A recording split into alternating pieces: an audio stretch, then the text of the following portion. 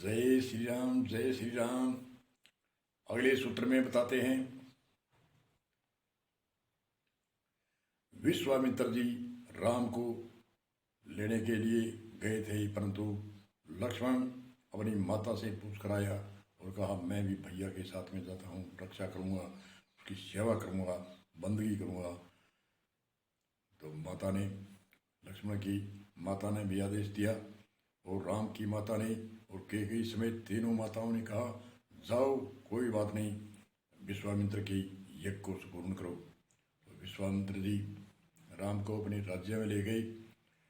उस समय की एक तुलसीदास की रामायण में नहीं है, और एक दक्षिण भारत में एक रामायण में राजीव दीक्षित बताते हैं कि मैंने राम राज्य के लिए कई रामायणों को पढ़ा और कई रामायण मैंने खोजी, तो परंतु राम राज्य कई रामायणों में नहीं मिला। परंतु एक उसका नाम तो मुख है। एक दक्षिण भारत में एक महान पुरुष ऋषि हुए, उन्होंने राम राज्य की गाथा रामायण में लिखी। टीका में राम राज्य कैसा, जैसे उस पड़ोसी राज्य था अयोध्या का, और राक्षसवती के राजा थे, नास्तिक राजा था, और उग्रवाद और उपद्रव आपके राज्य में लूट खसोट और दूसरों राज्यों से लूट खसोट करके वो धन लाते थे, और उसके रस्सा दल दल ऐसे एक होते थे। दूसरे राजा कोई जाते थे, कहते कौन है, पता लगाएंगे, ऐसे लगाएंगे, वैसे लगाएंगे। परंतु कहने का अर्थ है उस राज्य में कोई भी संस्था, कोई भी धार्मिक यज्ञ, हवन, ब्रह्म सम्मेलन या हरि सम्मेलन, कोई भी आयोजन वह नहीं होने देते थे। तो ऐसे राज्य, ऐसे ही मंत्री, ऐसे ही मिलिट्री उनकी। रामचंद्र जी ने पत्थर की अहिल्या को परचा दिया और आगे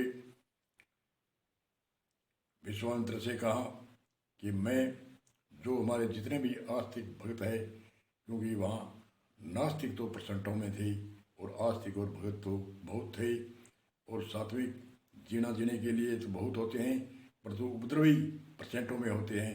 उपद्रवी उन अच्छे आदमियों को ही जीने नहीं देते। इसलिए राम ने कहा मैं मिलिट्री बनाता हूँ, मैं इनको एक ऐसी सक्षम करूँगा। आज तो मैं चलो कोई मैं बाणों की बल से या भुजा के बल से, और हम लक्ष्मण और आपके यज्ञ को विध्वंस नहीं होने देंगे, यज्ञ करवा देंगे, परंतु आगे आने वाले समय में इसको ऐसा राम राज्य देवें जो ये राक्षस है, इसको भाग भाग करके ये उग्रवादी है, इनका खात्मा किया जाए। ऐसी योजना बनाई राम ने, सभी से मिल करके, और इधर उधर से टीम बनाई, और इधर उधर से सारे जितने भी देश के अंदर आस्तिक थे उनको इकट्ठा किया। एक से अध्यक्ष बना करके उनको इकट्ठा करके कहा आपको मैं ट्रेनिंग देता हूँ, बाण विद्या की ट्रेनिंग देता हूँ, और गदा की, कुश्ती की आदि ट्रेनिंग देता हूँ। उसको कई दिन तक ट्रेनिंग दी, और ट्रेनिंग दे करके कहा आप इस राज्य को उखाड़ फेंको, आप आज़ाद हो और आप राम राज्य करो। तो राम राज्य रामचंद्र जी ने, क्योंकि उसकी 15-20% ही उग्रवादी ऐसे थे, और 70-80% अच्छे आदमी थे जो जीने के लिए जीना चाहते थे, परंतु उसको जीने नहीं देते थे। उनको भय था हम कैसे लड़ें, इनके पास हथियार है, ऐसे है वैसे है, ये जानते हैं, ये बाण चलना जानते हैं, हम नहीं जानते। तो रामचंद्र जी ने सबको ट्रेनिंग दे करके कई महीनों के अंदर ऐसा तैयार किया कि आप चलो जाओ, आप उससे कई गुना अधिक हो तो 20-25%, 20% के आसपास है, आप 80% हो तो उनसे लड़ो। उस इस राज्य को आंदोलन किया और उसे राज्य को उखाड़ फेंक करके अच्छे अच्छे मंत्री, अच्छे अच्छे प्रधान, अच्छे अच्छे शासन चलाने की नीतियाँ उनको दी, और उग्रवाद जो कोई कुछ करते थे उसको तड़क धन से उछालते थे, उनको खात्मा कर दिया।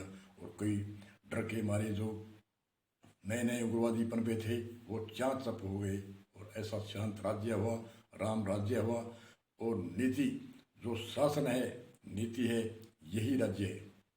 जिस राज्य में कानून की सत्ता ही नहीं है उस राज्य में कुछ नहीं।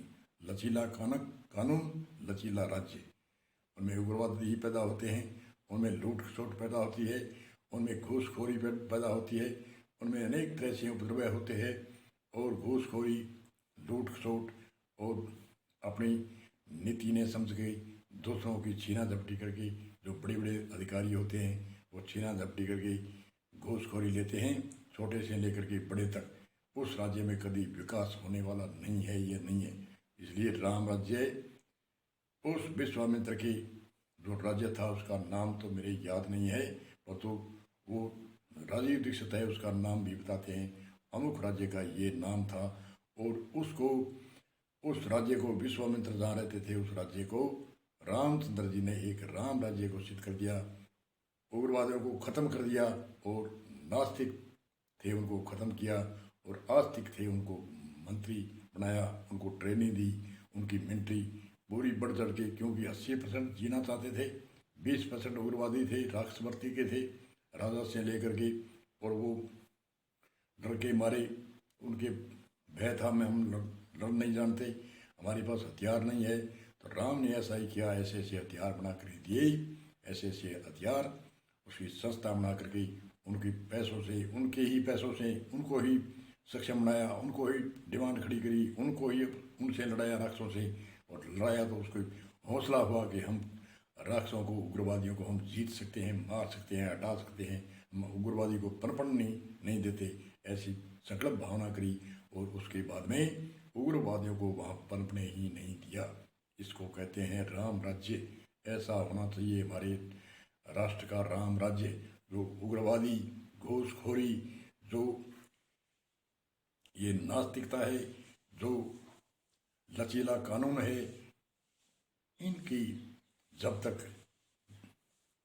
कानून की सख्ताई नहीं होगी, लचीला कानून होगा, घूसखोरी रिश्वतखोरी छोटे से लेकर के बड़े तक।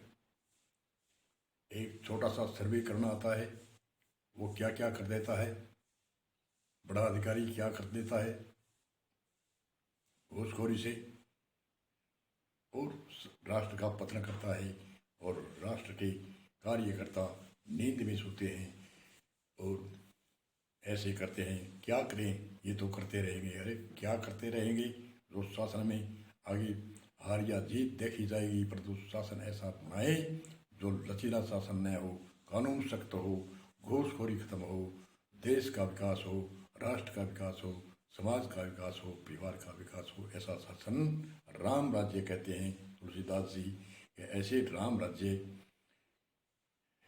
एक रात जी आजी कोई भी रामायण के बाद टीकाकार हुए, उन्होंने कहा ऐसा राम राज्य बनाया विश्वामित्र की राजधानी में।